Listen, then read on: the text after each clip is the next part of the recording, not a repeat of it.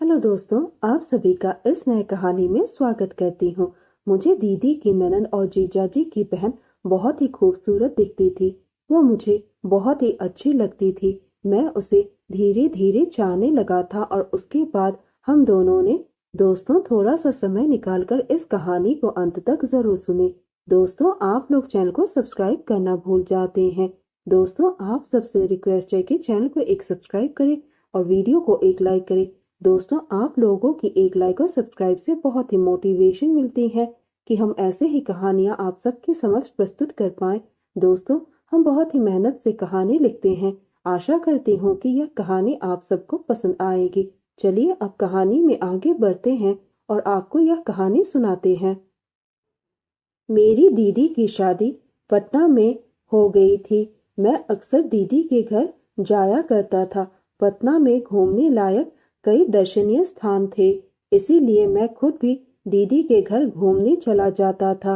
मेरे जीजा जी एक इंजीनियर थे और अपने काम में बिजी रहते थे, इसलिए हम लोग कभी कभी दीदी के यहाँ रहने के लिए चले जाते थे। पिछली बार होली में मैं दीदी के घर गया था। जीजाजी की बहन और मेरी दीदी की ननद सोनम से मेरी मुलाकात हुई। सोनम दिखने में बहुत ही खूबसूरत है। क्या फिगर था। उसकी हाइट 5 फीट 6 इंच की थी। मैंने मन ही मन सोच लिया कि मुझे कैसे भी करके सोनम को पटाना है। धीरे धीरे मैं सोनम को पटाने में लग गया। कभी मैं उसके किचन में मदद कर देता तो कभी उसके सब्जी काट देता।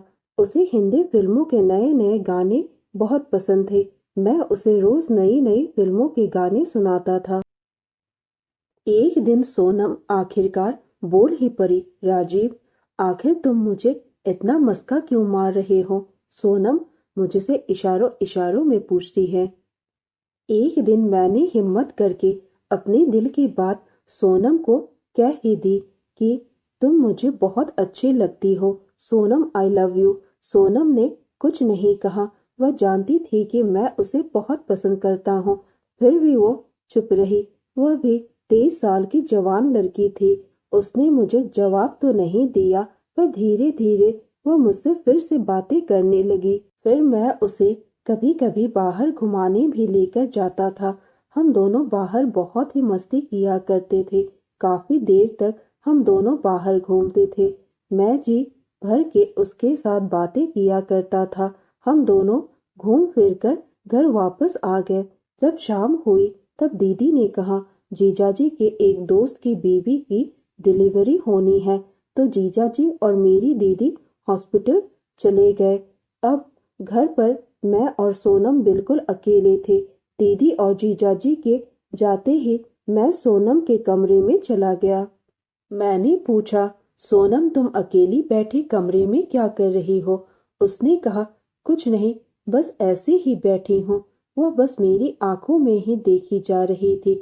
मैंने कहा, सोनम, आओ हम दोनों बाहर हॉल में बैठकर फिल्म देखते हैं।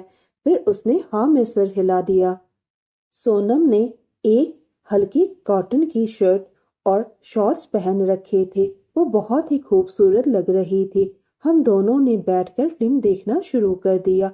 मैंने कहा, सोनम, तुम आराम से फिल्म देखो, मैं बस 5 मिनट में आता हूँ। और यह कहकर मैं घर से निकल गया और सीधा पास वाले दुकान पर गया और वहां से कुछ खाने का सामान लेकर आया। उसके बाद मैं घर आ गया और मैंने सोनम को कहा, सोनम, मैं तुम्हारे लिए चिप्स, पॉपकॉर्न और कोल्ड ड्रिंक्स लेकर आया हूँ। हम दोनों जो फिल्म बैठकर देख रहे थे वो दरअसल एक लव स्टोरी थी। मैंने जानबूझकर ही सोनम को लव स्टोरी वाली फिल्म दिखाई ताकि सोनम मेरी फीलिंग्स को समझ सके कि मैं उसे कितना चाहता हूँ। थोड़ी देर बाद मैंने अपने हाथ सोनम के हाथ में रख दिए। जैसे बिजली की चालू तार को मैंने छू लिया। मैंने उसके हाथ को कसकर पकड़ लिया। कुछ देर बाद सोनम ने अपने हाथ मेरे हाथ से चुरा लिए। मुझे लगा कि वह शर्म के मारे अपना हाथ चुरा लिया है। उसके बाद हम दोनों एक ही पैकेट से पॉपकॉर्न खाने लगे। मुझे लगा कि अब तो सोनम मुझे हाँ जरूर कहेगी, लेकिन ऐसा कुछ नहीं हुआ और पूरी फिल्म खत्म हो गई और मेरी लव स्टोरी वहीं की वहीं रह गई। फिर रात का खाना बनाने के लिए सोनम किचन में चली गई। मैंने उसे खाना बनाने में उसकी मदद की। उसके बाद हम दोनों ने डिनर कर लिया और हम दोनों सोने के लिए जाने ही वाले थे। तभी रात के 9 बजे मेरी दीदी का फोन आया। वह हॉस्पिटल में ही रहेगी, अभी डिलीवरी नहीं हुई है। जब मैंने दीदी की यह बात सुनी तो मैं खुशी से उछल पड़ा। सोनम ने पूछा, क्या हुआ राजीव, इतना खुश क्यों हो? मैंने कहा, ऐसी कोई बात नहीं है, बस वो आज रात दीदी और जीजा जी नहीं आ पाएंगे, उनको हॉस्पिटल में ही रुकना पड़ेगा। मुझे लगा कि यह अच्छा मौका है। आज पूरी रात मेरे साथ ही सोनम रहेगी और मैं उसके मुंह से हाँ बुलवा कर ही रहूंगा। तो मैंने हिम्मत करके सोनम से एक बार फिर से पूछ लिया कि सोनम, तुम मुझे हाँ क्यों नहीं कह रही हो? मुझ में ऐसी क्या कमी है? मैं भी जवान हूँ, तुम भी जवान हो, तो फिर मेरे सवालों का जवाब तुमने क्यों नहीं दिया? अगर मैं तुम्हें पसंद नहीं हूँ तो तुम बता सकती हो। तब सोनम ने कहा कि ऐसी कोई बात नहीं है। दरअसल मेरा एक बॉयफ्रेंड था जिसने मुझे प्यार के नाम पर धोखा दिया और उसके बाद से मैं किसी और के बारे में सोचती हूँ तो मुझे उसका धोखा याद आ जाता है। इसी वजह से मैं तुम्हें अपना जवाब नहीं दे पा रही हूँ। मैंने सोनम की बात सुनकर उसके माथे पर एक चुम्मा दे दिया और कहा कि इसमें तुम्हारी कोई गलती नहीं थी, हम दोनों बस एक दूसरे को ही देखे जा रहे थे। मैंने सोनम से कहा, अगर तुम्हारा जवाब ना है तो तुम मुझे बता सकती हो। तब सोनम ने कहा कि राजीव, तुम मुझे पसंद हो, लेकिन मुझे डर भी लगता है कहीं तुम भी दूसरे लड़कों की तरह निकले तो। मैंने कहा कि एक बार आजमा के तो देख लो। सोनम, मैं तुमसे बहुत प्यार करता हूँ और मैं तुमसे शादी करना चाहता हूँ। अगर तुम हाँ कहती हो तो मैं दीदी और जीजाजी से बात करके हम दोनों का रिश्ता पक्का करना चाहता हूँ। सोनम बस मुस्कुराते हुए अपने कमरे में चली गई और मुझे मेरा जवाब मिल गया। तब रात के 2 बज चुके थे। मैं भी सोनम के पीछे पीछे उसके कमरे में चला गया। हम दोनों एक ही बिस्तर पर बैठे हुए थे क्योंकि रात में अकेले सोनम को सोने में डर लगता था। सुबह जब दीदी आई तो उन्होंने बताया कि जीजाजी के दोस्त की बीवी को लड़का हुआ है।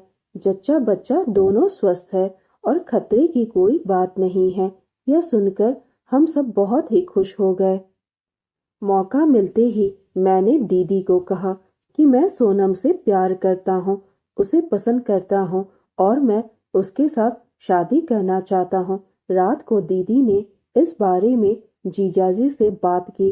जीजाजी ने भी हामी भर दी और उसके बाद हम दोनों के घर वालों ने हम दोनों की शादी करवा दी। अब मैं और सोनम पति पत्नी की तरह अपनी जिंदगी में हंसी खुशी से जी रहे हैं। तो दोस्तों, यह कहानी सुनने के बाद आप सबकी क्या राय है, हमें कमेंट करके जरूर बताइए और साथ ही इस वीडियो को एक लाइक करें, चैनल को एक सब्सक्राइब करें और नोटिफिकेशन बेल को भी जरूर दबाएं ताकि अगली अपडेट सबसे पहले आपको मिले। दोस्तों, आपकी एक लाइक और सब्सक्राइब से बहुत ही मोटिवेशन मिलती है कि हम ऐसे ही कहानियां आप सबके समक्ष प्रस्तुत कर पाए। आप सब ने अपना कीमती समय निकालकर इस वीडियो को सुना, इसके लिए आप सभी को धन्यवाद करती हूँ। धन्यवाद दोस्तों।